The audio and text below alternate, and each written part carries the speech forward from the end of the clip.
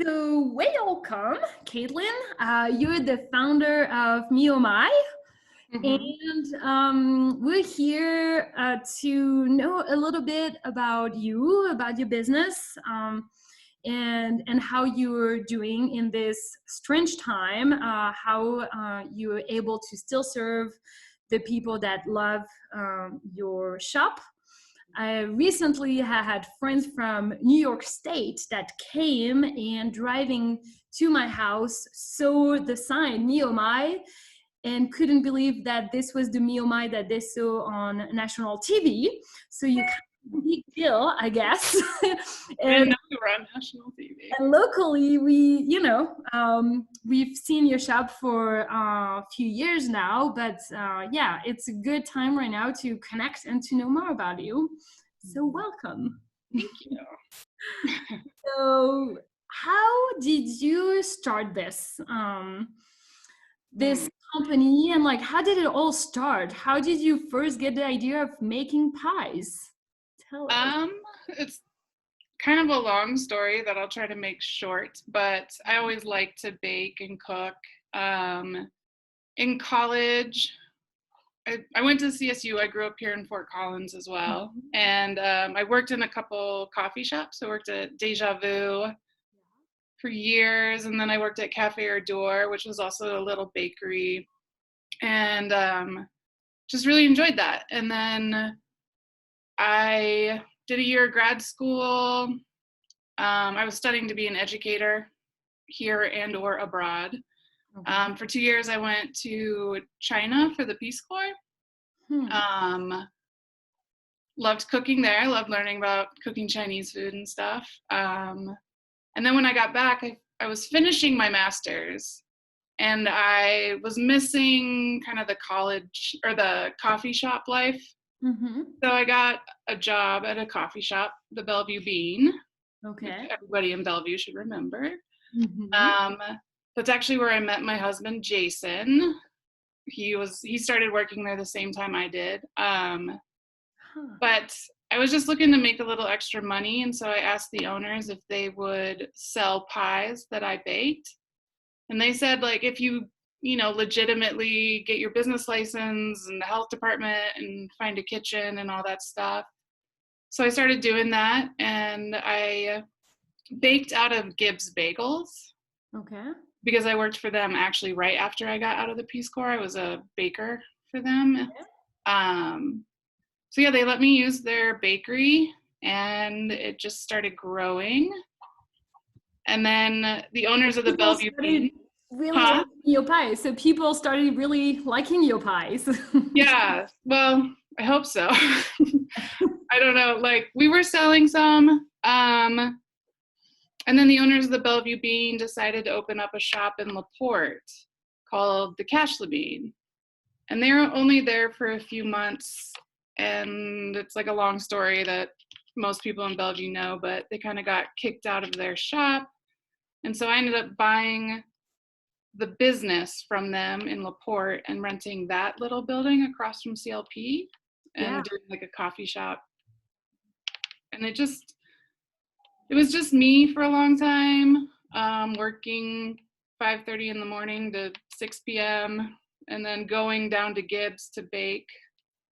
It took a couple years to get the bakery into that shop. Yeah. And then I was starting to feel like we needed to grow because we only had 12 seats in that old spot. And some friends told me that one of their friends was buying the old Long Branch and was tearing it down and building a new building and was looking for a tenant. And so I met him, and now we're there. Yeah, now you Yeah. have this beautiful space. I'm always Yeah. amazed when I go there, the atmosphere and yeah, like how did you get inspired to put it like it is right now? How this The landlord, he gave me a lot of leeway in kind of helping to design the layout we wanted, and obviously the build out part and the decoration. My friend Zach Yendra, who is a builder in town, and a LaPortion. He did all the shelving and the bar, and he really helped me because I'm not very savvy with technology, but putting together like what it could look like. Okay. So he was a huge part of the design, and he just kind of took my country quirkiness and put it in there. And a big thing that I wanted was just like a community space, definitely a space for kids, because we have a 2.5-year-old and an almost 3-year-old, and you just look for places to go with kids that you know that they're not gonna just like burn the place down in the like 45 minutes you're there. So Yeah, and it's why I love going there, because I have 2 kids too, and right away they run to the playroom. Yep, so do my kids, and it's like, okay, now I can do a couple things at least while you guys play. But yeah, and you can connect with the locals, and it's why your space is so important for this community, to have a space for the young parents, but also to connect to our neighbors, because we don't have that many space locally. yeah. And, yeah, and I really appreciate that about your space. It was when I worked at Deja Vu, my boss, Nancy Brown, who's kind of a famous lady around town, she told me like coffee shops have nothing to do with coffee. It's about the community. And so that's always just stuck with me. And working in her coffee shop was probably like one of the longest lasting communities I've ever had. So many of the customers at Deja Vu now come into Me Oh My. You know, like I've been serving some of these people coffee for 15 years now. So it's I love it. Awesome. Yeah. So right now the community part with social distancing is kind of crazy.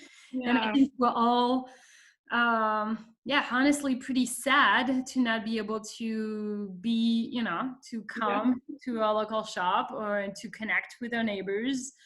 And so there will be an end. So we just need to hold on. And at least we can connect still with people online. But what do you do right now if we want to eat pie and if we want to get the goodies?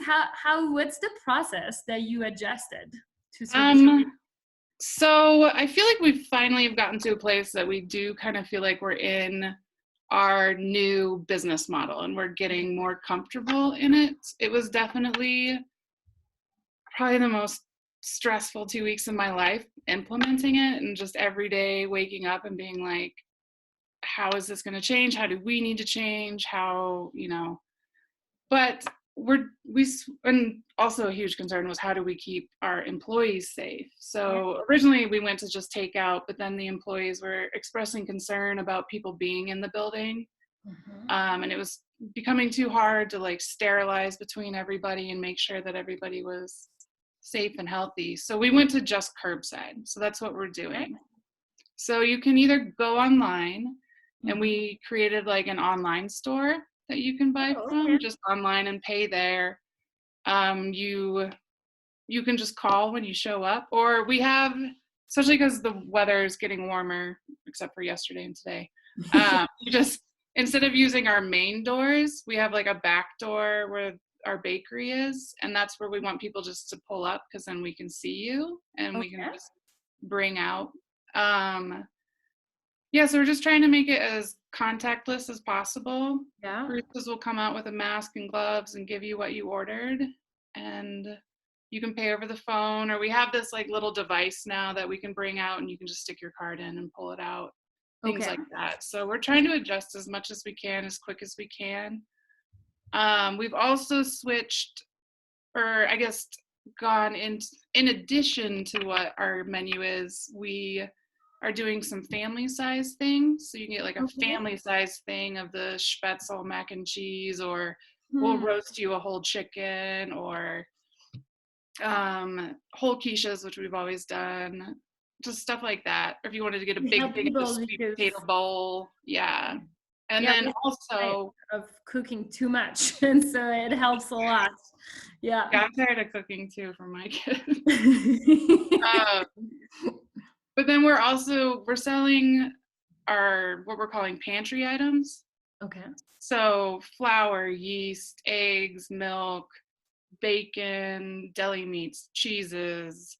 It's pretty much like anything that's in the building is for sale at this point. Oh, So, wow. and So you can you do can help because right now it's really hard in the grocery store to find yeast, and for flour example, and or flour, and even sugar was out last time. So you help in that sense as well. yeah. So we can sell you that kind of thing. Normally it's people just want like a 5 pound bag and we just weigh out a 5 pound bag for you.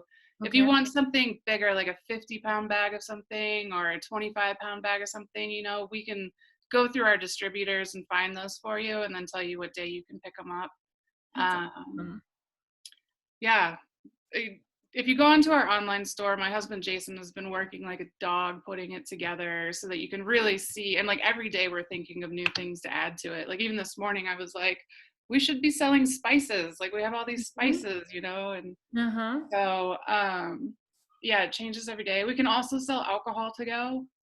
Oh, really? Okay. Yeah, which I is didn't know you had a license for yeah, alcohol. we've had a license for over a year now. Okay.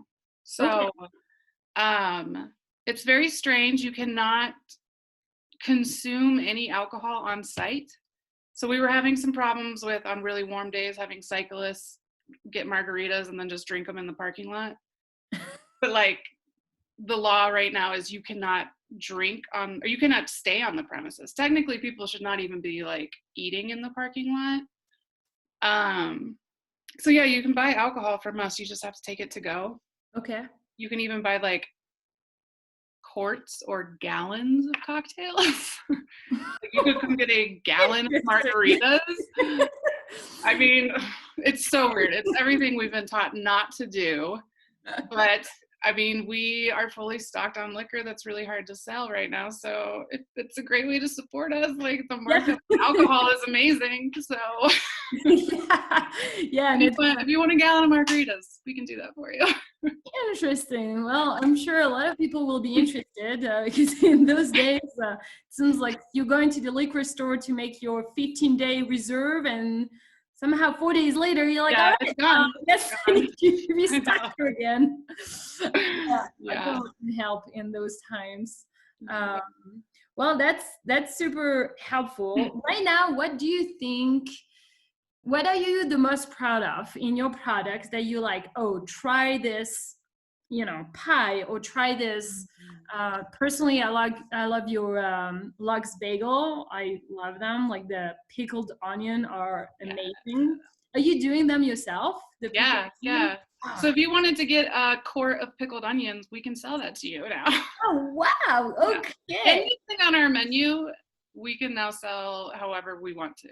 So That's awesome. yeah. So what are you the most proud of, or your bestseller? What would you recommend? My it's not our bestseller, but like my favorite thing is the Spätzle mac and cheese. I took German in high school for many years, and the German teacher in high school taught us how to make Spätzle, and it's been like one of my favorite things to eat. I'm not a big macaroni and cheese fan, but like Spätzle is a whole different world.